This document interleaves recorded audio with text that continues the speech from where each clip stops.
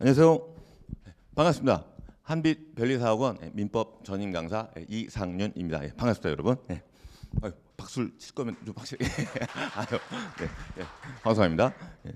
뭐 비바람이 갑자기 부는 주말에 멀리 오시느라고 고생들 하셨고요. 지금부터 변리사 시험 설명회 한번 시작하도록 할게요. 제가 변리사 설명회를 거의 뭐 매달 하다가 요즘에는 조금 이제 텀을 두고 하는 모습인데 약간 오랜만에 해서 말을 떠듬더라도 좀 이해해 주시고 양해해 주시기 바랍니다. 멀리 오셨으니까 좀 변리사 시험에 대해서 정보 좀 얻어가고 그런 게 있어야 될 것 같은데요. 제가 한 세 가지 얘기를 해요. 변리사 설명회 때 첫 번째는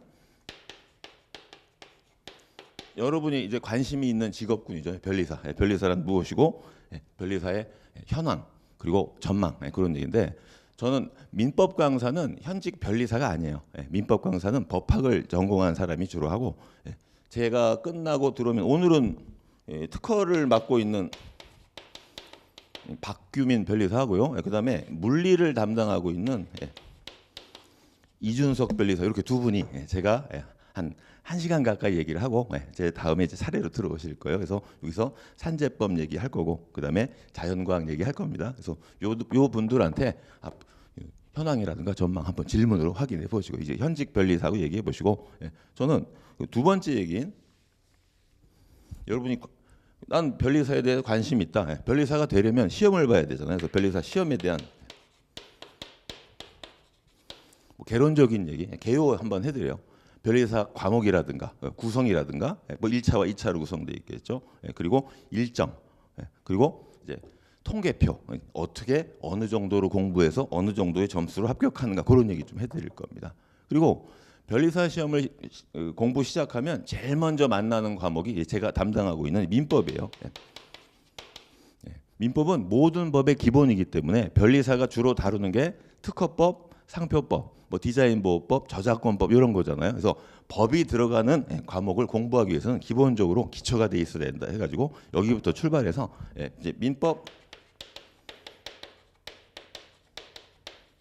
공부 방법론. 그래서 요 두 가지 얘기로 제가 해드리고 있어요. 변리사의 현황, 전망 그런 얘기들은 제 다음에 들어오는 현직 변리사 분들하고 한번 얘기해 보고요. 저는 요 얘기 좀 한번 차례대로 진행해 볼게요. 여러분 나간 뭐 프린트물 있을 텐데요. 변리사 시험 한번 개요해 드려 볼게요. 대부분의 국가고시는 1차와 2차로 나눠져 있죠. 1차 시험은 객관식입니다. 객관식 시험으로 이게 세 과목으로 구성이 되어 있어요. 그래서 1교시가 산업재산권법이라고 해서 이게 좀 옛날 표현이죠. 지금은 지식재산권법이라고 얘기하는데 변리사 시험과 관련된 영에서 그냥 아직 표현을 이렇게 하고 있으니까 산업재산권법, 지식재산권법. 그래서 그 안에 세 개로 구성되어 있어요. 제가 모든 법의 기본은 민법이라고 했죠. 근데 요 산업재산권법, 즉 지식재산권법의 기본은 특허법이에요. 가장 근본이 된다 해서 요게 스문문항이 나옵니다. 그래서 1교시가 특허 20, 상표 10, 디자인보호법 10 해가지고 40문항으로 구성되어 있고요. 그다음에 2교시가 제가 담당하고 있는 민법 개론. 민법이 어떻게 대체로 구성되어 있는지는 잠시 뒤에 민법 공부 방법론에서 자세히 말씀드릴게요. 그리고 마지막 3교시가 자연과학 개론. 물화 생지, 물화 지생 네 과목으로 구성되어 있습니다. 말이 개론이지 아주 무시무시하죠. 아닌가요? 저만 그런가요? 이게 원래 변리사 시험이 이공계, 즉 자연계를 대상으로 한 국가 정책상. 그래서 문과의 진입을 막기 위해서 이게 필수로 기본으로 들어있다라고 보시면 될 거예요. 그래서 여기 가만히 여러분 좀 유심히 봤다면 여기는 70분 동안 40문제를 푸는 건데 이건 60분 빨리 풀란 얘기잖아요. 그렇죠? 문과생들의 진입 장벽이 된다 그렇게 생각하시면 될 거예요. 근데 함정이 있어요. 뭐 이과생이라고 이거 잘하나요? 그렇지 않더라 그런 얘기입니다. 그래서 요 자연과학이 1차 시험에서 차지하는 공부량의 비중이 점점 높아지고 있다 그렇게 말씀드릴게요. 원래대로 하자면 민법이 가장 방대한 법이기 때문에 공부량이 6, 3, 1 이 정도 수준이었는데 이게 시험이 계속 매년 진행이 되죠. 몇십 년 동안. 그러다 보니까 이제 뭐 4, 4, 2 그 정도로 점점 자연과학의 비중도 높아지고 있다 그렇게 말씀드릴게요. 그래서 1차 시험은 저렇게 세 과목으로 구성되어 있는데 객관식 시험입니다. 객관식. 그리고 언제 보냐면 매년 2월 마지막 주 토요일 날 봐요. 2월 마지막 주 일요일 날 보다가 뭐 종교 관련 얘기인지 뭔지 해서 토요일로 바뀌었습니다. 근데 올해는 2월 중순에 봤어요. 올해만 특별히 2월 중순에 본 건지 그건 내년 돼봐야 알아요. 그러니까 매년 11월 달에 그 다음에 시험 일정을 공지하니까 그때 확인해 보면 될 겁니다. 그래서 기본은 매년 2월 말 토요일 날 봤다. 토요일 날 한글로 쓸까요? 토요일 날 시험 본다 그렇게 생각하시면 될 겁니다. 그러면 여러분이 당장 지금이 3월 말일 3월 29일이니까 나 큰 결심하고 다음 주 월요일부터 공부 시작한다라고 하면 뭐 한 1년 남았다라고 생각하시면 될 겁니다. 그리고 2차 시험은 주관식 시험이에요. 넘겨보시면 1차 시험에서 산업재산권법 안에 특허, 상표, 디자인 보호법이 들어있었잖아요. 그중에 특허하고 상표가 독립된 과목으로 분리가 돼버립니다.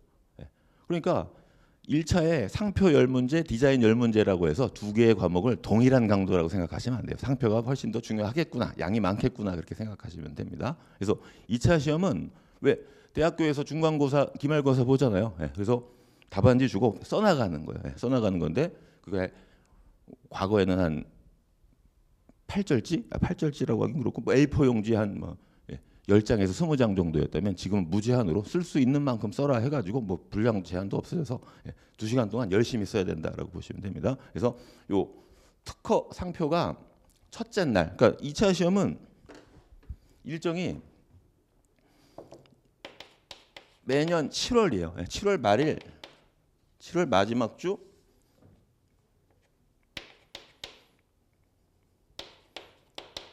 금토 이틀간 봅니다.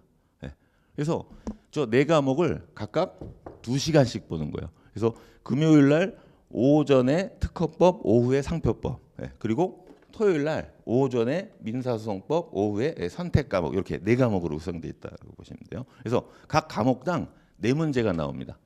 30점짜리 2개, 20점짜리 2개. 그래서 사례를 주고 거기에 대한 해결책을 묻는 건데 거기에 대해서 쭉 써나간다라고 생각하시면 될 거예요. 그래서 올해 같은 경우는 2월 중순에 봤다고 그랬죠. 그러니까 이게 7월 중순으로 돼 있다라고 보시면 될 거예요. 그래서 1차 2월 말에 보고 2차 7월 말에 본다. 그렇게 생각하시면 딱 맞을 것이다라고 말씀드립니다. 그래서 2차 시험은 특징이 요게 생소한 게 하나 들어 있잖아요. 민소법이 왜 들어가 있냐면 제가 모든 법의 기본은 민법이라고 그랬죠. 그래서 법 들어가는 시험에서는 민법이 항상 베이스로 깔려. 그 1차에 들어가 있잖아요. 그리고 민사소송법은 법 중에서도 절차법이라고 이제 나중에 용어 배울 거예요. 민법을 공부 시작하면 절차법, 실체법 용어 배울 텐데 절차법의 기본이라고 보시면 되는 겁니다. 그래서 민법에서 발생한 권리를 실현하는 절차, 왜 소송하는 거 있잖아요. 그죠? 소송과 관련된 가장 기본 법이다 해가지고 특허 상표와 같은 지식재산권법이 실체법, 절차법의 성질을 다 갖고 있기 때문에 민소법이 2차에 필수로 들어가는 거예요. 그러니까 1차 공부할 때 첫 번째 공부 출발하는 과목이 민법이라고 했죠. 2차 공부할 때는 첫 번째 출발하는 과목이 민소법이다. 그렇게 생각하시면 되는 겁니다. 그러니까 민사소송법을 줄여서 그냥 세 글자로 민소법 이렇게 얘기를 해요. 그리고 제가 1차 세 과목, 2차 네 과목이라고 했는데 약간의 함정이 있어요. 1차는 그중에 뭐가 들어가냐면 1차 시험장에 들어가려면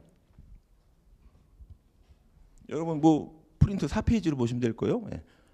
요 영어가 점수가 확보돼 있어야 시험장에 들어갈 수 있습니다. 과거에는 1차 시험에 4교시에 영어가 있었어요. 1교시 산재법, 2교시 민법, 3교시 자연과학, 4교시 영어 그렇게 네 과목으로 봤는데 영어를 우리 토익 기준으로만 보시면 되겠죠. 요 토익 기준으로 775점 맞으시면 됩니다. 그거 확보 다 하셨나요 혹시? 나 토익 본 지 꽤 오래됐는데 그런 분들은 한번 확인해 보시기 바랍니다. 그래서 토익 775, 뭐 낮은 점수인가요? 높은 점수인가요? 뭐 저로선 넘사벽 넘을 수 없는 건데 공부 좀 되신 분은 인간의 탈을 쓰고 어떻게 이걸 못 맞아? 뭐 그럴 수도 있는데 꼭 확보해 놔야 돼요. 여러분이 나 내일부터 공부 시작할 거야라고 하면 제일 먼저 민법 펴야 된다 그랬죠. 민법 딱 피고 같이 병행할 게 영어다. 왜냐하면 영어 시험 미리 점수를 확보해 놔야지 2월 달에 시험 보는데 막 12월, 1월에 주말마다 막 시험 보러 다니고 영어 시험 보러 다니고 곤란하다 그런데 그때는 이제 1차 시험 마지막 스피드 올려가지고 막 암기하고 정리하기 바쁜 시기인데 영어로 고민할 때는 아니다라고 말씀드립니다. 그리고 여기 조그맣게 써 있을 거예요. 성적 인정 기간이 2년에서 5년으로 늘어났다.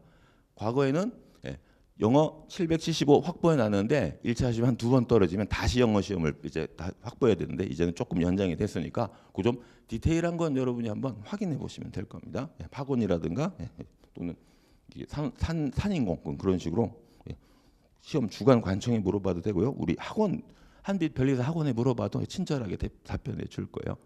그래서 요거 미리 가지고 있으면 해피한 거고 아니면 좀 되도록이면 빨리 해놓자라고 말씀을 드립니다. 그래서 1차 시험 보려면 영어를 점수를 확보해 놔야 시험장에 들어갈 수 있고 퇴실당한다 그렇게 말씀드릴게요. 그리고 2차 시험에도 함정이 있어요. 4과목이라고 했는데 마지막에 요 선택 과목이라고 있죠. 이 선택 과목이 여러분 5페이지로 보시면 여러분 대학 전공하고 좀 관련이 있는 거예요. 제가 변리사 시험은 이공계 대상을 원칙으로 한다 그랬죠. 문과생이 못 보는 시험 절대 아닙니다. 문과생들도 많이 붙고 있어요 요즘에 보면. 그래서 요 자기 전공과 관련해 가지고 선택 과목이 들어 있는 겁니다. 주로 전기 전자 전공하신 분들이 변리사 시험에 많이 응시하셔가지고 과거에는 여기 회로이란이라는 과목이 있죠. 이게 쉽다가 아니라 가장 많이 선택받던 과목이었고 그리고 화학 관련 해가지고 여기 어디 갔죠? 유기화학 요 화학 관련 전공하신 분들은 요거 많이 선택하고 생물 하신 분은 뭐 분자생물학도 있고 어느 해인가는 약대분이 수석을 했어요. 그래서 그분은 뭐 약제학을 이제 선택 과목으로 했고 그리고 난 전공 있긴 있는데 그렇게 뭐 자신 없거든. 그런 분들은 뭘로 또 많이 가겠어요. 1차 때 산재법 공부하잖아요. 특허 상표 디자인하니까 나 그냥 여세를 몰아서 이거 그냥 따라갈래. 뭐 이렇게 분도 있고 최근에는 디자인 보호법 말고 저작권법이라고 해가지고 이게 좀 쉽게 나온 데더라 해가지고 이쪽으로 또 가시는 분 어차피 법이니까 해가지고 그러니까 이게 쉽다가 아니라 많이 선택하는 과목들이 대체로 이러하다라고 말씀드립니다. 근데 과거에 어떤 일이 있었냐면 여러분 잠시 뒤에 얘기하겠지만 1차는 커트라인이 한 75에서 80점 정도 돼요. 잠시 뒤에 좀 얘기해 드릴게요. 그리고 2차 시험은 커트라인이 60에서 한 65점 정도 됩니다. 사람의 탈을 쓰고 어떻게 이게 인간의 점수입니까? 그러지 마시고 채점 기준이 그래요. 주관식 시험은 100점 만점으로 채점 안 합니다. 특히 법 들어가는 과목 있죠? 법은 100점 만점으로 채점 안 해요. 왜 커트라인이 60에서 65가 나오냐면 어떤 과목에서 법 들어가는 과목에서 70점 이상 맞으려면 거의 불가능에 가깝다고 생각하시면 돼요. 채점을 하다가 저도 민사소송법 채점하시는 분 뭐 옆에서 이렇게 목격도 했는데 물론 이름은 안 보여 꽉 편철돼 있어가지고 70점 채점하다가 감동해서 눈물 흘리면 이 정도 점수 줘요. 채점하시는 교수님이 얘는 젊은 시절에 나보다 훨씬 낫다. 어떻게 이렇게 공부를 잘할까? 부럽다. 얘 얼굴 꼭 면접 때 보고 싶다. 그러면 이제 70점 이상 나옵니다. 그냥 그날 기분이 안 좋다 그럼 대체로 50에서 60 사이에요. 그러니까 70점 이상은 절대로 맞기가 어려운 점수고 나중에 통계표도 보면 알겠지만 오히려 요즘에는 원래 민사소송법이 점수가 정말 짰어요. 민소법이 점수가 정말 짰는데 최근에는 특허 상표가 사실은 변리사의 주된 영역이잖아요. 그래서 그쪽 점수가 기준이 점점 더 강화되면서 점수가 떨어지고 있다라고 보시면 될 겁니다. 그래서 70점 맞는 게 어려운데 과거에 무슨 일이 있었냐면 선택 과목으로 나오는 게 주로 자연과학 계열, 이공 계열이잖아요. 이쪽은 중간에 수식이 그대로 맞고 정답이 딱 나오면 감점을 할 방법이 없다 그러네요. 그래서 여기서 막 95점, 심지어 98점, 100점도 나와요.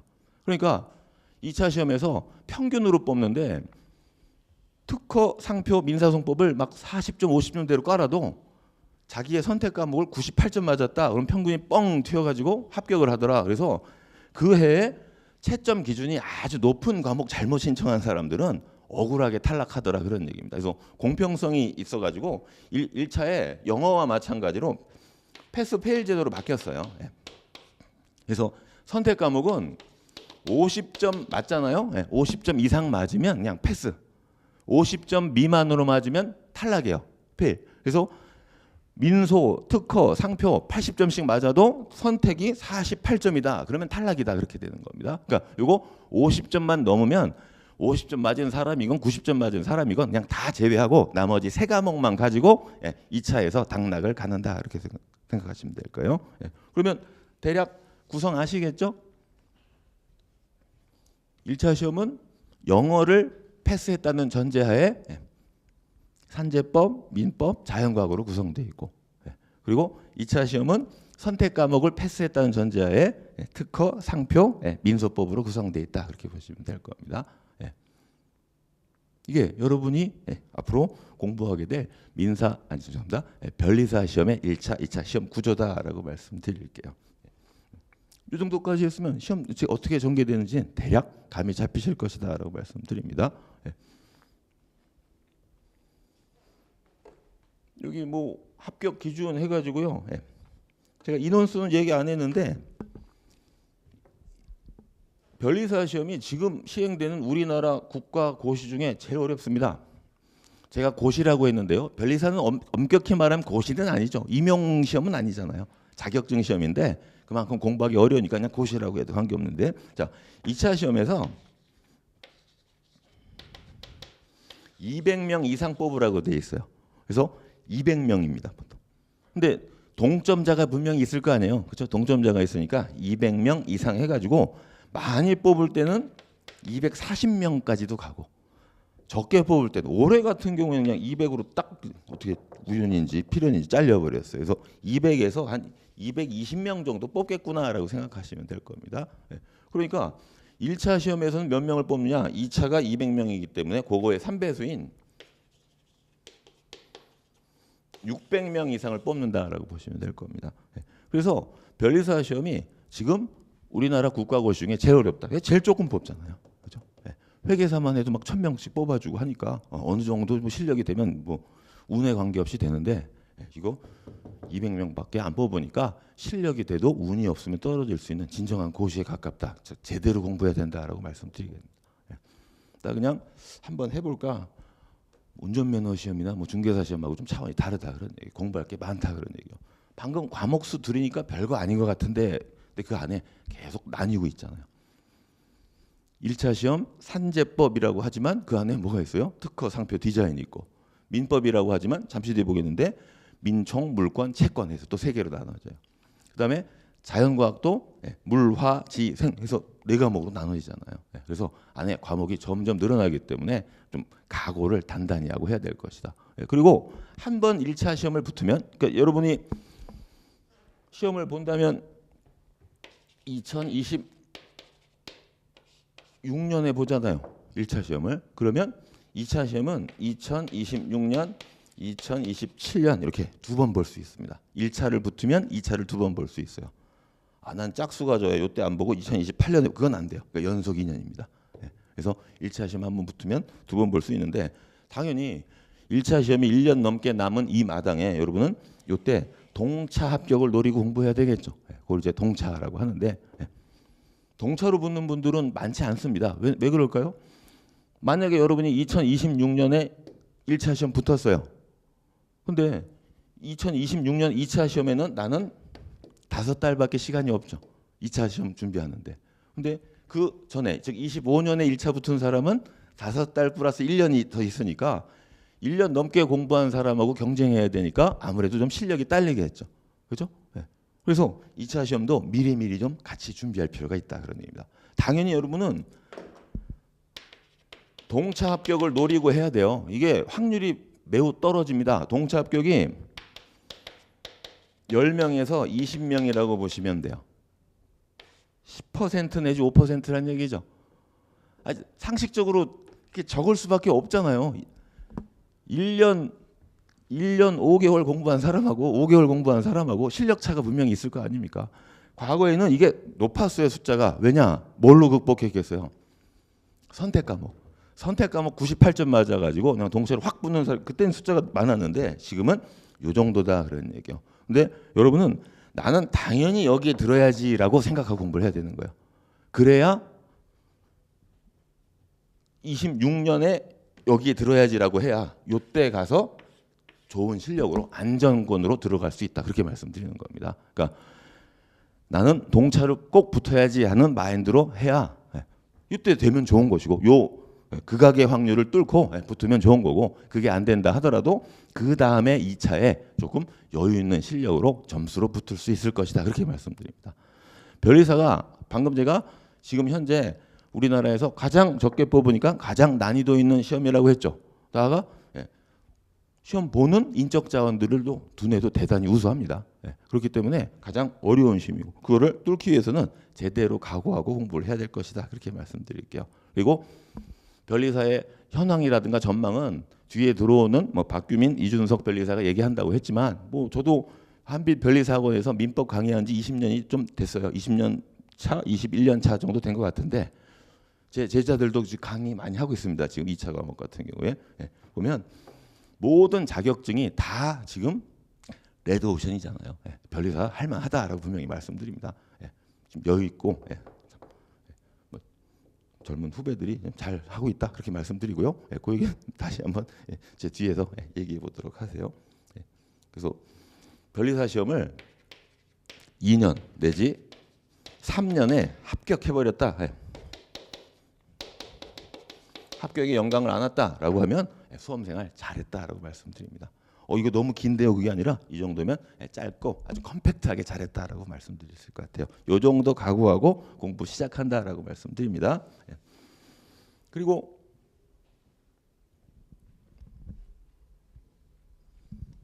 여러분 6페이지 보시면 이제 2차 커트라인이야 뭐 2차 때 가서 저는 주로 요 얘기 한번 해볼게요. 1차 커트라인이 요 정도라면 우리 전략과 지금 3월 말에 여러분이 설명이 오셨는데 전술을 어떻게 잡고 가야 되겠느냐. 여기가 사실은 핵심이 될 거예요. 어떻게 공부를 시작하면서 큰 그림을 그리고 갈 것이냐 그런 얘기인데요. 자, 점수가 요 정도 선이에요. 여러분 그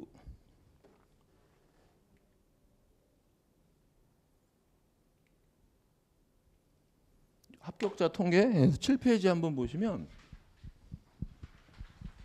커트라인이 여기서 계속 왔다 갔다 하죠. 그렇죠? 7페이지 보시면 이걸로 보면 되겠네요. 올해는 79.16이에요. 올해 같은 경우에는 문제가 쉽게 나와서 80점 무조건 넘는다고 막 난리들 쳤는데 79.16. 그리고 2022년간은 너무 쉬워서 81점 넘어갔죠. 그러니까 이렇게 생각하시면 돼요. 이때 너무 쉬워서 80점이 넘어가니까 아니 무슨 국가고시가 평균 점수가 저렇게 높아 해서 그래 맛을 보여주마.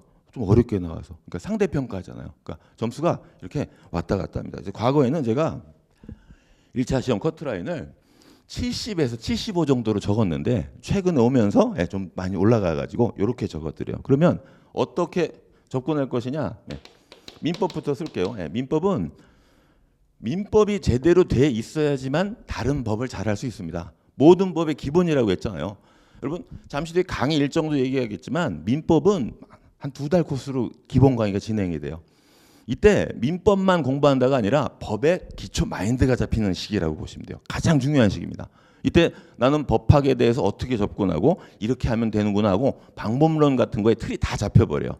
이때 틀을 제대로 안 잡으면 다른 과목 할 때도 어차피 오류에 빠지고 그런 모습이 생기는 겁니다. 그래서 민법은 1차 과목의 3분의 1 단순히 그렇게 생각하지 마시고 이게 제대로 돼 있어야 다른 법을 공부할 마인드 기초가 다져진다라고 생각해야 돼요. 그래서 요거 최근에 문제도 어렵지 않아요. 그래서 85에서 90은 맞아준다라고 생각하시면 돼요.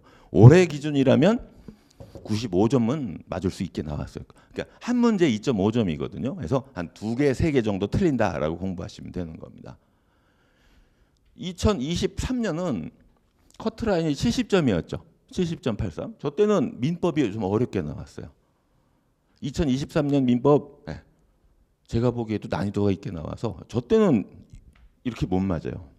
거의 최고로 잘하는 수준이 85점 정도 나왔을 거고 한 75에서 80 사이에 합격권들이 이제 있었을 것이다. 그러니까 민법이 원래 다른 과목의 평균을 올려주는 과목인데 23년은 그렇지 않았다라고 말씀드릴게요. 그래서 앞으로 공부하실 때도 민법 실력이 뿜뿜하고 난 타고난 법대생인가 봐. 왜 이렇게 법학이 강하지? 민법 모르는 게 없어. 그럴 때는 23년 문제만 골라서 한번 풀면 좀 겸손해지면서 내가 공부할 게 아직 많구나 그런 생각이 들어요. 그러다가 너무 좀 위축되고 이거 난 법에 안 맞나 봐. 그럴 때는 25년 문제 풀면 아니구나. 나도 뭐 법하고 좀 맞는구나 해서 해별로 연도별로 난이도가 좀 왔다 갔다 한다 그렇게 말씀드릴게요. 그래서 어쨌든 민법은 요 정도 목표로 잡고 공부하시면 되고요. 그다음에 산재법은 이건 누가 공부하라고 안 해도 열심히 합니다. 왜냐하면 이거 알잖아요. 1차 때 3분의 1일 뿐만 아니라 2차 때 특허 상표 나가 선택 과목으로 디자인 보호법까지 딱 택해버리면 다 들어가 버리잖아요. 그러니까 이거는 변리사 시험을 공부하는 사람들은 뭐 누가 강요하든 말든 자기가 알아서 정말 열심히 하고 조문도 다 외우려고 노력하는 그런 부분이어서 여기까지 가야 돼요. 무조건. 이게 한 5년 전만 해도 산재법에 약간 교과서에서 다루지 않는 독특한 스타일의 문제를 내가지고 일부러 막 틀리게 해서 조금 낮았는데 최근에 그런 거 없습니다. 그래서 이것도 90점 이상 맞아야 돼요. 그리고 제일 문제가 이제 자연과학인데 60에서 65라고 적혀 있죠. 이것도 약간 요즘에 인플레가 있어요. 열심히 합니다. 열심히 해요. 그래서 요 정도까지 간다. 그러니까 과거에는 옛날에 좀 살기가 편했다가 아니라 시험 보기도 편했던 게 대체로 다 같이 공부를 안 하는 분위기여가지고 그 좀 행복한 사회 아닙니까? 다 같이 조금씩 덜 하는 사회. 그래서 과거에는 자연과학이 어떤 취급을 받았냐면 여기에 공부를 몰빵을 하고 자연과학은 네 과목이잖아요. 물, 화, 생, 지. 이 중에 나는 물리하고 화학이 좋아. 이 딱 두 개만 공부해요.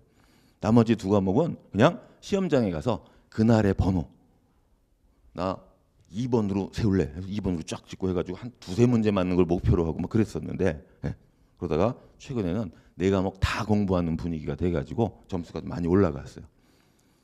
자연과학이 여러분 그거 한번 볼까요? 그 통계표 보시면 2012년 옛날 얘기 같은데 이때 여러분 66.66이었죠. 그죠? 이때 커트라인이. 이때 무슨 일이 있었냐면 자연과학에서 네 과목이 다 어렵게 나왔어요. 그러니까 여러분이 내가 출제위원이라고 생각해 보세요. 들어가서 10문제를 냅니다. 10문제를 내면 10개 다 맞으면 자존심이 안 상하겠습니까? 무조건 틀릴 문제 하나 내요. 풀다가 자기도 이런 문제 놀래는 문제 하나 내는 거예요. 100점 방지용으로. 그리고 공부한 애들만 맞춰라 하고 두세 개.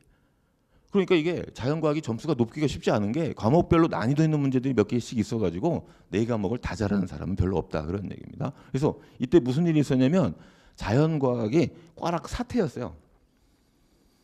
꽈락률이 어느 정도였냐면 정확하게는 60점 몇 %였어요. 그러니까 10명 중에 6명이 40점을 못 맞은 겁니다. 꽈락이란 얘기 제가 안 했나요? 두 과목을 100점 맞아도 한 과목이 37.5면 탈락이에요. 아까 왜 2차에선 꽈락이 있다고 그랬죠? 세 과목을 다 잘해도 선택 과목이 50점 미만이면 탈락한다고 했잖아요. 마찬가지입니다. 다른 과목도 40점 미만으로 맞아버리면 1차 불합격이다 그런 얘기요. 그래서 이때 자연과학이 10명 중에 6명이 꽈락이어가지고 나머지 자연과학 꽈락 없는 사람 중에 600명 추리다 보니까 여기까지 떨어지게 된 거예요. 66.66까지. 이 전에도 그런 일 하나 있었습니다. 자연과학에서 꽈락이 너무 많아가지고 원래 800명 뽑기로 했는데 800명을 못 뽑고 700몇 명밖에 못 뽑은 해도 있었어요. 근데 그 뒤로 이제 자연과학에 대해서 잘 대비를 해가지고 이제는 그런 사태가 없다 그런 얘기입니다. 그리고 오히려 점수를 높이고 있다 그렇게 말씀드릴게요. 뭐 미리 말씀드리면 제가 자연과학 전공은 아니지만 지금은 4개를 다 하는데 그중에 지구과학은 반드시 포함해가지고 3과목 정도. 예컨대 나는 물리, 화학은 꼭 잘해야 되겠어라고 하면 물화지. 그리고 나머지 한 과목은 방어적으로 최소한 그 정도 해야 돼요. 최소한. 그러니까 이게 이 교재들이 대학에서 쓰는 그 난이도 있는 것 말고 변리사용으로 수업용으로 좀 얇게 나온 책들이 있어요. 그것만 잘 따라가시면서 하면 그렇게 시간 많이 안 걸린다라고 말씀드릴게요. 해가지고 요 자연과학도 그러니까 1차 시험에 여러분 어떤 분들이 큰 메리트가 있냐면 자연과학이 아주 기초가 튼튼한 분들이 있죠. 뭐 과거 출신이라고 다 잘한다고 뭐 얘기하긴 뭐하지만 어쨌든 베이스가 깔린 분들은 자연과학에서 막 80점, 90점 맞아버리는 분들은 조금 여유 있게 공부할 수 있는 거예요. 근데 그분들은 어디 가서 문제 생겨? 2차에서 2차가 다 쓰는 거라고 했잖아요. 그거에 기본 스킬이 여기서 잡힌다는 거예요. 민법에서 법학 기본 공부 방법론에서 잡히는 거고 나오는 거예요. 그래서 2차에서 문제가 생겼지만 1차에서는 자연과학 베이스가 돼 있으면 공부량이 확 줄어드는 모습이 있다 그렇게 말씀드릴게요. 그래서 여러분은 요 정도 노리고 공부해야 된다라고 말씀드립니다. 이렇게 맞아버리면 커트라인이 어떻게 나오든 떨어질 수가 없잖아요. 그러니까 1차 시험 끝나면 바로 하루 이틀 쉬고 그 다음부터 뭐 민소법 공부 들어가면 된다 그런 얘기가 되겠네요. 이해되십니까? 그래서 제가 추천하는 전략, 그러니까 목표로 삼는 전략은 요거다라고 말씀드려요. 그러면 지금 2025년 3월 말 현재 난 어떻게 공부해야 될 것이냐? 일단 무조건 민법부터 출발하는 거예요. 난 공부하기로 결심해서 하면 민법 기본 강의 등록하고 여기부터 출발하는 겁니다. 이걸 하지 않고서는 다른 법을 공부할 수가 없어요. 요 민법 기본 강의가 2달 정도 걸려요. 근데 기본 강의는 이미 학원에서 하는 현장 강의는 마무리가 됐고 여러분 이제 시작하면 동영상 강의로 들어야 될 거예요. 그러면 조금 빠른 속도로 들으시면 이거를 1달 반 정도로 줄일 수 있을 것 같습니다. 그건 여러분들이 좀 잘 좀 해주세요. 저 말 안 빠르죠? 여러분이 앞으로 강의를 듣다 보면 제가 가장 느리다라는 걸 저는 일부러 느리게 하려고 하는 건 아닌데 출신도 충청도가 아닌데 본적이 충청도니까 충청도라고 해야 되나요? 어쨌든 저는 1.5배속으로 들어도 큰 부담이 없다는 말을 들은 적이 있긴 한데 그것 좀 여러분이 이거 할 때 절대로 산재법 같이 안 해요. 기본 강의 할 때는 법을 섞으면 안 돼요. 무조건 민법만 해야 됩니다. 민법책 처음 펴서 끝에 덮을 때까지 민법만 해주시면 되는 거예요. 그 같이 할 수 있는 게 뭐라고요? 영어. 그리고 영어 이미 난 해놨다. 토익 점수 갖고 있다. 그런 분들은 자연과학 과목을 4과목이잖아요. 그걸 이제 중간중간에 끼워서 할지 아니면 나중에 한 달 딱 모아가지고 일주일씩 할지 그건 여러분들이 취사 선택하는 거예요. 공부하면서 그 자기의 스케줄을 이렇게 수강해야지 이렇게 공부해야지라고 잡아주시면 되는 거예요. 그때 이제 맞게 상황에 맞게 그런 얘기들이 민법 기본 강의 하다 보면 2달 코스로 얘기하면서 변리사 시험 대비니까 변리사 시험 공부에 대한 얘기도 이제 중간중간에 하면서 이제 어느 정도 제시를 해드려요. 그리고 우리 한빛 학원에서 직원들도 수험의 전문가예요. 이렇게 하는 게 보통의 경향이다라고 친절하게 얘기해 줄 겁니다. 거기에 맞춰가면 돼요. 그리고 요게 끝나고 나면 이제 이것도 여러분 순서 바꾸지 마세요. 이 순서대로 하십니다. 무조건 특허 먼저 하시고요. 그러니까 민법이 모든 법의 기본법이다라고 하면 특허가 산재법의 기본이라고 보시면 돼요. 공부량이 이게 5라고 보시면 돼요. 그리고 상표법이 3이라고 하면 상표법 강사님들이 흥분해서 3.5. 그럼 디자인은 1이라고 해도 별말 안 해요. 그래서 디자인 보법은 여러분이 나중에 책 보면 알겠지만 두께가 달라요. 두께가 요 정도다라고 보시면 됩니다. 그리고 이거는 바로 연결이 돼요. 특허가 돼 있으면 디자인 보법은 바로 연결이 됩니다. 근데 상표는 전혀 다른 법이라고 생각하시면 돼요. 특허하고 논리 자체가 달리 흘러가니까 특허 상표가 양이 어마어마하게 많고 디자인 보법은 특허에 따라 붙는 애다라고 생각하시면 될 겁니다. 그래서 민법을 먼저 2달로 하고 그 다음에 요 3개 하는데 한 2달 걸린다라고 보시면 될 거예요. 특허 상표까지 하고 나 지치는데 그럼 디자인 보법은 하반기로 돌려도 돼요. 예, 하반기로 특허법 한 번 더 공부한 다음에 한 번 더 좀 정돈한 다음에 해도 되는 그런 분량이라고 하니까 디자인 부분 무시하는 게 아니라 보통 양이 작다라는 걸 얘기하고 싶어서 이렇게 하는 겁니다. 그래서 이것도 순서 바꾸지 마시고. 그러면 왜 여러분의 공부량이 많아질 수밖에 없냐면 보세요. 민법 2달 할 때 다른 법 섞지 않는다 그랬죠. 같이 섞는다면 뭐 자연과 한 과목 정도 뭐 주말에 조금씩 그런 식으로 섞어서 하는데 민법 2달 코스 끝나고 특허법 들어가잖아요. 그러면 특허법도 한 달 또는 한 달 조금 넘는 기간 동안에 매진을 해야 돼요. 상표법 같은 거 피면 안 되고. 근데 대신에 특허법만 하면 민법이 다 날아가 버립니다. 민법을 휘발성의 학문이라고 해요. 왜 휘발하느냐? 처음에 들을 땐 새로운 얘기들 이런 사건이 있어서 갑과 을이 싸우다가 이렇게 됐대더라 하면 흥미진진하고 재밌어요. 야 이런 사건도 생기는구나. 이건 이렇게 돌아가는구나. 근데 강의 들을 때만 기억이 나고 집에 가서 공부하려고 책을 다시 피면 오늘 강의 들을 때 내가 요 대목에서 약간 웃었던 것도 같은데라고 하면서 내용이 기억이 안 나요. 자꾸 다시 봐야 돼요. 즉 특허만 공부하면 2달 동안 열심히 한 민법이 싹 다 사라집니다. 그래서 특허할 때 뭘 해야 되느냐? 병행을 해야 돼요. 민법을 특허를 주로 하면서 시간 쪼개가지고 민법 했던 거를 빨리빨리 한번 이렇게 스킵한다고 하나요? 리마인드 해가지고 기억을 살려야 된다 그런 얘기요. 그러면 상표 갈 때는 어때요? 얘 또 살려야 될 거 아니에요. 그죠? 그래서 눈덩이처럼 굴러가면서 양이 많아진다라고 말씀드립니다. 허술하게 만만하게 볼 게 아니다 그런 얘기요.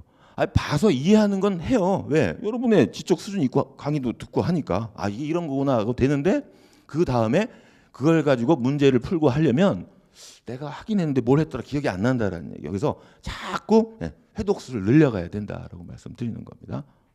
그래서 상표할 때도 앞에 특허 또 민법 그런 게 같이 남아있기 때문에 공부량이 점점 많아져서 너무 나는 동차를 노리니까 2차도 병행해야지. 그래서 2차를 따로 공부하고 뭐 그러지 마시기 바랍니다. 오로지 1차 위주로 해주시기 바래요. 2차는 여러분이 보세요.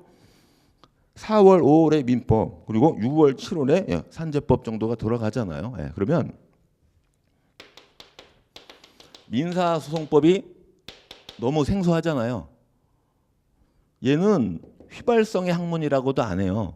휘발한다는 건 무슨 뜻이에요? 들어왔다가 날아가는 거잖아요. 이건 처음에는 들어오지도 않아요. 그냥 튕겨 나갑니다. 민사소송법은 절차법이 원래 그래요. 절차법은 처음에 책을 딱 피면 그냥 하얀 게 종이 까만 게 글씨지 뭐 와닿는 게 하나도 없어요. 여러분이 올해 8월 달에 민소법을 열심히 한 3주 코스로 공부한다고 해볼게요. 그리고 내년에 1차 시험 딱 끝나고 민소법 딱 피면 버럭 화를 냅니다.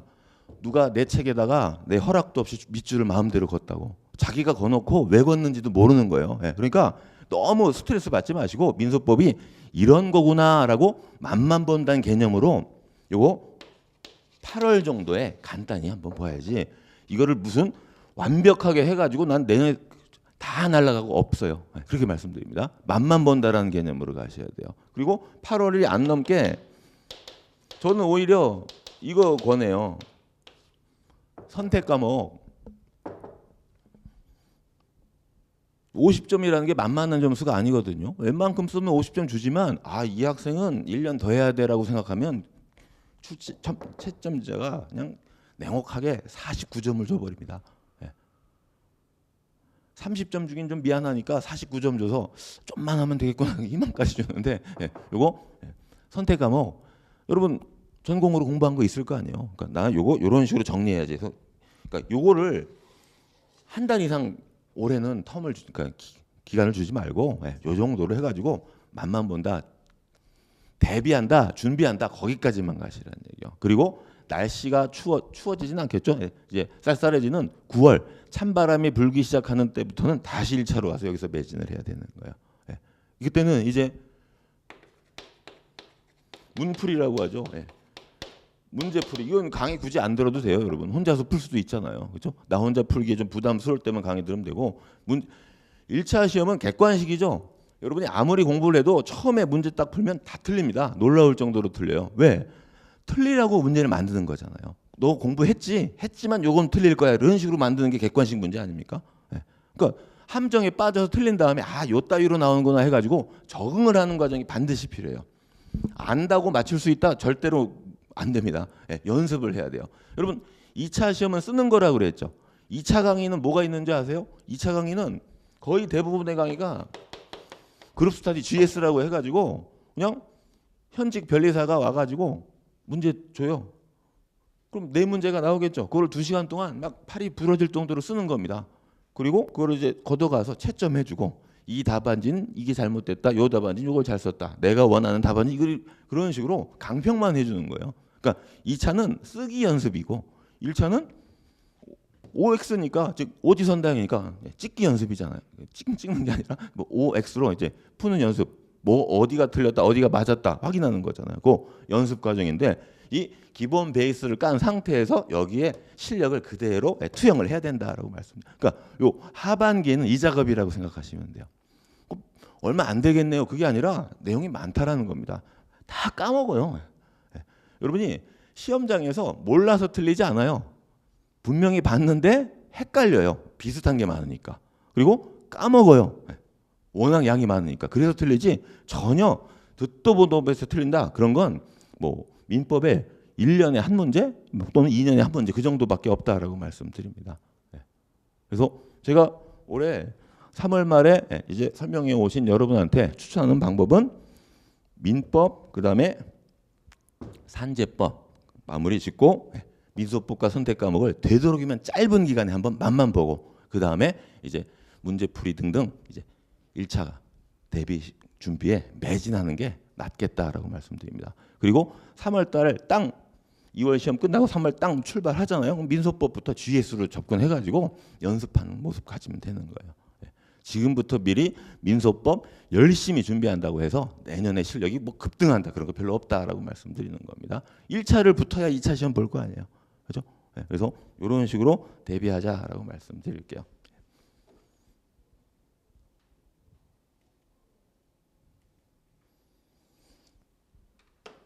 제가 좀 이런저런 얘기 많이 했는데 시간이 조금 애매해졌는데요. 민법 얘기 좀 한번 해볼게요.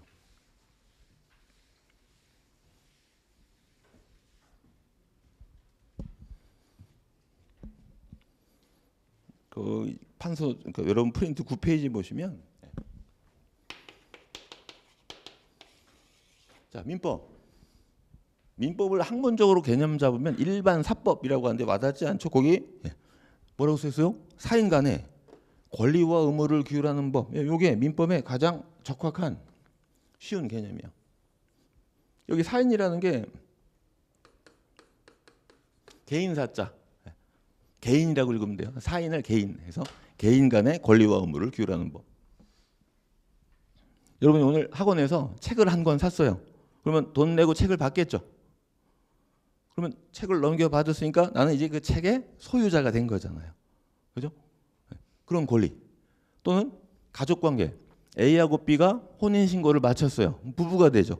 그러면 남편의 아내의 남편에 대한 권리와 의무가 생기겠죠. 그런 걸 다루는 게 민법이다라고 보시면 되는 겁니다. 또는 친구한테 5만 원 빌려줬어요. 그러면 나를 뭐라고 불러줘? 돈 받을 권리가 있는 사람? 채권자라고 하잖아요. 돈 갚을 사람? 채무자. 그건 평소에도 쓰지 않나요? 아닌가요? 채권, 채무. 그런 걸 다루고 있는 게 민법이다. 그런 얘기입니다. 그래서 민법은 우리나라에서 가장 많은 조문을 자랑하는 요 앞에 이게 S자 2개 붙인 거예요. 법 조문을 표현할 때 몇 조 할 때 S자 2개 붙여서 1조 1118조 해서 그래서 민법은 사인 간의 권리와 의무를 규율한다 해가지고 크게 5개 파트로 이루어져 있습니다. 민법 총칙. 총칙이 이 총이라는 게 공통적인 걸 모아놓은 걸 총이라고 해요. 쫙 펼쳐서 개별적인 건 각이라고 얘기해요. 총칙, 각칙 그런 표현 쓰는 겁니다. 그래서 민법에 공통적인 걸 모아놓은 게 총칙이고 그 다음이 물권법. 요게 사인 간의 권리와 의무라고 했잖아요. 물건에 대한 권리를 규율하는 거예요. 이 책 내 거야. 소유권 기타 물권이 8개가 있습니다. 그거를 다루고 있는 게 물권법이에요.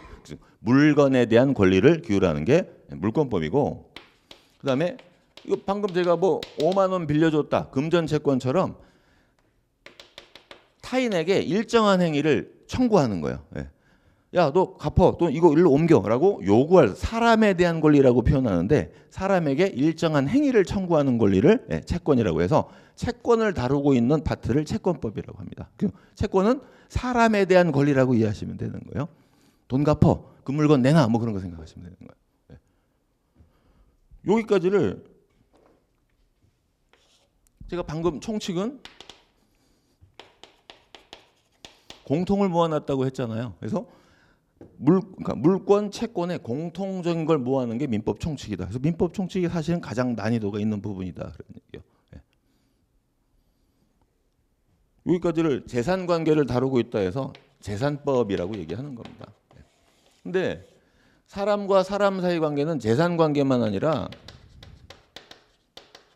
가족 관계도 있어요. 그래서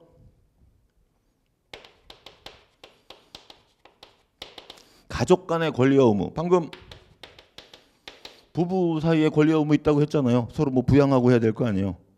그래서 부부 관계가 만들어지려면 결혼해야 될 거 아닙니까? 그걸 혼인이라고 해요. 혼인했다가 헤어지는 거 뭐라고 해요? 이혼. 그런 걸 규율하고 있는 게 친족법. 그리고 부모와 자녀 사이의 관계. A와 B 사이에 C가 출생했다. 그럼 부자 간의 권리와 의무가 있을 거 아니에요. 또 아이가 없으면 입양할 수 있겠죠. 그런 걸 다루고 있는 거. 부자 관계. 그러니까 아니 뭐하고 년은 어디 갔나요? 그러지 마시고 부모와 자녀를 그냥 짧게 부자 관계라고 얘기하면 돼요. 지금 가족법도 다 남녀 평등이 이루어져 있습니다. 그리고 형제자매 핏줄이죠. 핏줄을 혈족이라고 해요. 그다음에 내가 혼인을 했으면 처제가 생기고 또 여자 입장에서는 무슨 올케가 생기고 뭐 그럴 수 있잖아요. 사돈 관계. 그거를 인척이라고 혼인으로 인한. 그래서 그거를 합쳐서 친족, 즉 부부, 부자, 친족 간의 권리 의무를 규율하고 있는 게 친족법입니다. 그리고 마지막으로 요거는 쉽잖아요. 상속법. A가 사망했다. 그 재산 누구한테 가요? 자식들한테 가요. 그걸 직계 비속이라고 해요. 근데 자식이 없다. 그러면 위로 가요. 부모. 직계 존속이라고 해요. 그리고 배우자는 공동으로 상속하고. 상속 순위 그런 걸 규정하고 있는 게 상속법입니다. 근데 이걸 바꿀 수 있어요. 원래는 나한테 자식이 4명이 있다. 그럼 내가 사망하면 내 재산이 1대 1대 1대 1로 균등하게 갑니다. 근데 나는 막내딸이 너무 안타까워요. 내가 너무 일찍 죽으면 안타까울 것 같다. 그러는 게 아직 어리다. 그래서 얘한테 좀 더 주고 싶다 그런 얘기요. 그거 상속을 바꿀 수 있는 게 유언으로 바꿀 수 있는 거예요. 이런 걸 규율하고 있는 게 상속법입니다. 그래서 여기까지는 가족법을 다루고 있다. 이렇게 되는 거예요. 민법이 1조부터 1118조가 이렇게 구성이 되는 거예요. 이게 민법이다 그런 얘기입니다. 근데 이 방대한 민법을 모든 국가 시험에 다 기본 과목으로 넣을 수 없으니까 필요한 부분만 빼서 넣어요. 그래서 노무사 시험을 본다라고 하면 노무사는 주로 근로자하고 뭐요? 사용자, 즉 회사 사이 관계를 다루니까 사람 간의 관계, 채권법과 민법 총칙만 민법 과목에 들어가고 감정평가사는 뭐 부동산 가치 뭐 그런 거 물건에 대한 거죠. 그래서 거기는 이렇게 들어가고 우리 변리사는 산재법을 공부하잖아요. 그렇죠? 그러니까 이건 필요 없죠. 여기까지예요. 이게 1조부터 766조까지다 그런 얘기입니다. 시험 문제가 어떻게 나오냐면 민법은 뗄래야 뗄 수가 없어. 다 연결이 돼 있는데 그래도 아예 법으로 정하진 않았지만 한 10몇 년 동안 단 한 번도 빼지 않고 여기서 12문제, 여기서 12문제, 여기서 16문제가 나오더라. 이렇게 거의 굳었다라고 보시면 되는 겁니다. 이거 이제 공부하는 거예요. 민법이 돼 있으면 다른 법을 잘하고 다른 법을 잘해야 논리학을 잘한다. 그런 식으로 논리가 펼쳐진다라고 보시면 될 겁니다. 그래서 우리의 민법은 여기까지다. 그래서 이게 빠졌으니까 다행이네라고 하고 싶지만 쉬운 부분이 빠진 거예요. 그럼 여기 딱 듣는 순간 와닿지 않았나요? 개념 자체가 아 맞아 하고 이혼한다고 흥미진진한데 그렇잖아요. 누가 죽었는데 자식들이 뭐 싸운다고 상속 소송 많이 하잖아요. 여기는 판례 같은 거 딱 보면 잘 까먹지도 않아요. 아 이런 일이 있으면 이렇게 되는구나. 여기는 여기가 휘발이에요. 여기가 휘발성의 학문입니다. 강의 들을 때만 기억이 나고 다 날아가는 거. 그거를 여러분이 잘 정리해 나가야 된다. 자, 그래서 이렇게 766개의 조문이 40문제로 나오는데 이거 어떻게 공부할 거냐?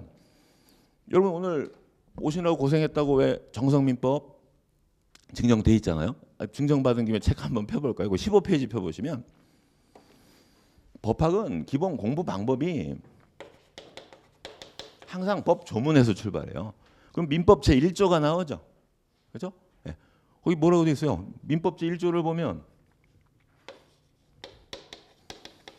법원이란 제목하에 민사에 관하여 법률의 규정이 없으면 관습법에 의하고 관습법이 없으면 조리해야 한다라고 돼 있죠. 이게 우리 민법 1조예요. 지금부터 우리가 공부하는 거예요, 이거를. 근데 읽긴 읽었는데 일단 이거부터 막혀요. 법원? 이거 법정에 갔다 이게 원이 법원에 갔다 왔다 할 때 이 원자를 써요. 서초동 뭐 법원에 갔다 왔다. 근데 이건 법원 해가지고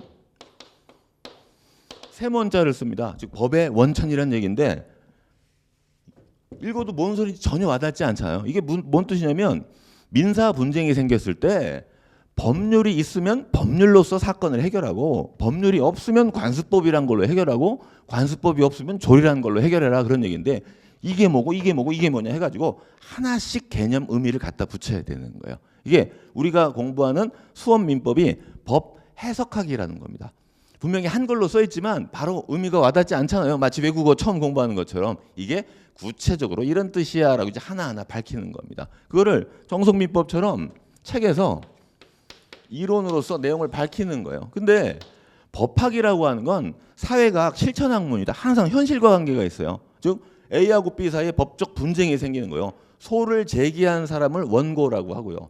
소를 제기당한 사람을 피고라고 하는 겁니다. 원피고 간에 치열한 주장 가지고 싸우면 결국 누가 판단해줘요? 판사, 법관, 즉 법원이 판단해 주잖아요. 사법부가 판단을 해주는데 이때 우리나라 3심제죠. 1심, 2심, 3심. 최종심 이름이 뭐예요? 대법원이라고 하잖아요. 대법원의 판결의 태도를 판례라고 하는 거예요. 판례라는 게 대법원 판결이 딱 나오면 그와 비슷한 사건이 생기면 그 다음에도 그대로 나오겠죠.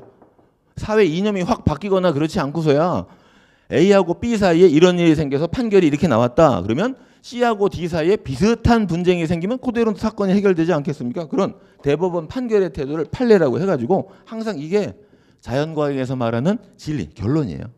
그러니까 법학은 조문에서 출발해서 그 조문의 내용을 하나하나 분석해 보는데 결국 현실에선 이렇게 해결된다 해가지고 조문과 판례로 구성된다라고 보시면 되는 거예요. 그래서 이거를 하나하나 이해하고 정리한 다음에 암기해서 시험을 본다라고 보시면 되는 겁니다.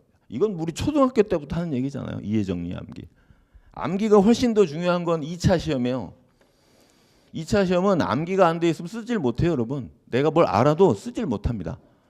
1차 시험은 암기가 조금 부실해도 문장을 보고 이게 뭐 OX 할 때 아 맞아 이거 있잖아 떠오르는 게 있잖아요. 근데 2차 시험은 자기가 백지에다가 쫙 써나가야 되기 때문에 암기가 조금 더 강조가 되는데 1차 시험도 기본적으로 속도감 있게 풀어야 되는 거니까 암기까지 가는 부분이 꽤 있다. 그거를 이제 1조부터 766조까지 하나하나 언급이 되는 거예요. 이 조문들이 다 1조처럼 중요하진 않아요.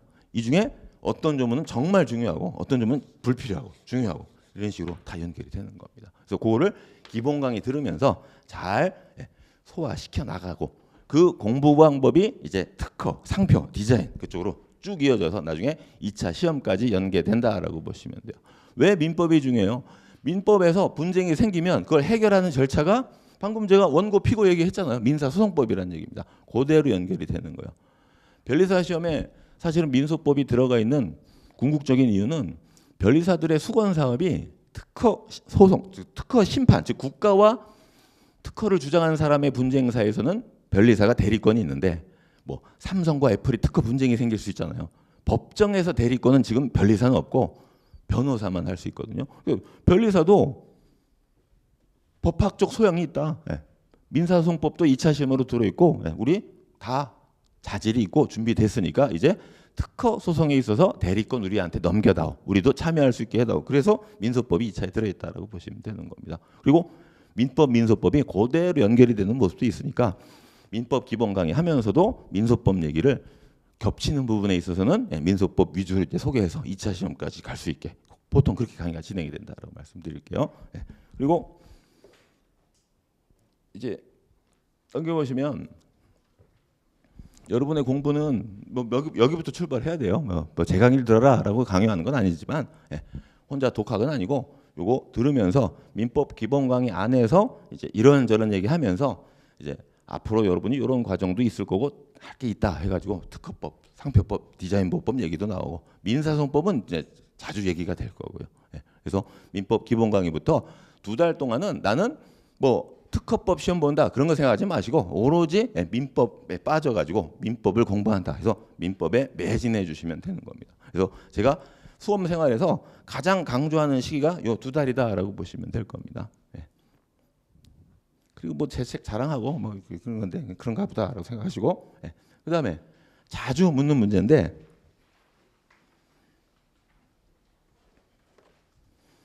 이거 어쩔 수 없죠. 어제 봤는데 기억이 잘 계속 기억날 때까지 봐야 되는 거고요.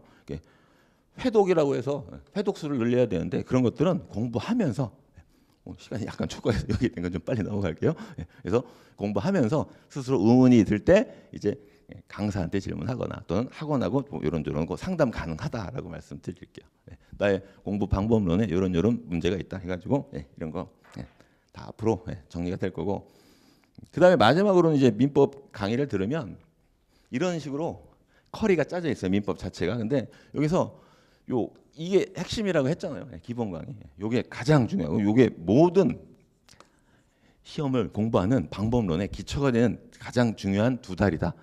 요때는 공부뿐만 아니라 생활도 한번 단순화 시켜가지고 완전히 몰입을 해가지고 내가 과연 변리사 시험 공부를 제대로 할 수 있을까? 그걸 여기서 한번 판단해보자라고 말씀드리는 거예요.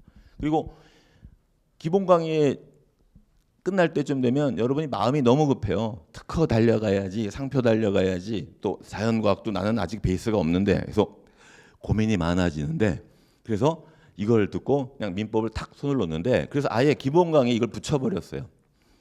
기출 400제라고 해서 한 과목이 40문제 나온다 그랬죠. 400제면 10년간이에요. 25년 올해부터 해서 2016년부터 2025년까지 최신 기출 문제가 가장 좋은 문제예요. 여러분이 내년에 시험에서 만날 문제의 유형 스타일이라고 보시면 되는 겁니다. 그래서 이걸 통해서 내 기본 강의 때 공부한 실력을 입체화시키고 이제 실전화시키는 과정이라고 보시면 돼요. 그래서 이게 아예 기본 강의로 같이 붙어 있습니다.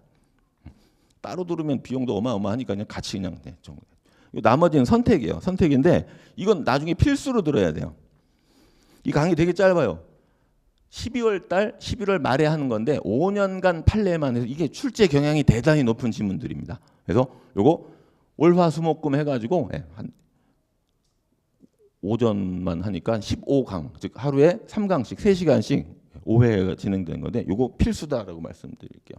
그리고 나머지는 선택인데 여러분이 좀 다른 과목에 대해서 어느 정도 준비가 됐고 시간이 있다면 저는 요거 추천해 드려 볼게요. 그러니까 기본 강의하고 기출 400제는 필수고 중요 판례 강의까지는 3개는 필수예요. 이걸 꼭 해야지만 이제 시험장에서 낭패를 보지 않습니다. 내 실력은 됐는데 전혀 안 본 게 막 걸리더라. 그게 이제 여기서 나올 수가 있는 거예요. 그러니까 요 기본 강의 안에 기출 400제가 같이 포함이 되어 있으니까 하나, 2개가 필수고 그리고 나머지는 선택인데 여러분이 민법에 어느 정도 시간을 투자할 수 있는 여력이 생겼다 그러면 요 스피드 정리 강의라고 해서 기본 강의를 짧게 한다라고 생각하시면 돼요. 요 중국 강의는 한번 1차 경험이 있던 분들 그런 분들이 주로 대상이 되는 것이고 문제풀이는 그건 기출 400제를 했으니까 그 뒤에 난 이것도 해보고 싶다면 여러분의 취사 선택이다라고 말씀드릴게요. 그리고 문제집 질문하시는데 제가 기본 베이스로 가장 강조하는 건 기출 400제 이건 책이 나와 있고요. 그리고 요 나머지 객관식 문제는 기출 400제 이외에 다른 시험 우리 변리사 시험하고 난이도가 비슷한데 요즘에 조금 어려워진 변호사 시험 민법 문제라든가 또는 다른 무슨 자격증 시험 민법 문제들 조금 더 챙겨가지고 그런 과목 문제집인데 이건 나중에 혼자 하셔도 되고 앞으로 진행되는 과정에서 취사 선택하시면 될 것 같습니다. 그래서 마지막에 약간 말이 빨라졌는데 시간을 잡아먹어서 뒤에 들어올 박규민 변리사나 이준석 변리사가 또 마음이 좀 급해지게 생겼는데요. 저의 설명회는 여기까지 마무리해 보도록 하겠습니다. 긴 시간 들어주느라 고생하셨고요. 앞으로 여러분 미래 좋은 일 그리고 기쁜 일만 있기를 바라면서 또 다음에 즐거운 얼굴로 뵙자 그렇게 말씀드릴게요. 감사합니다.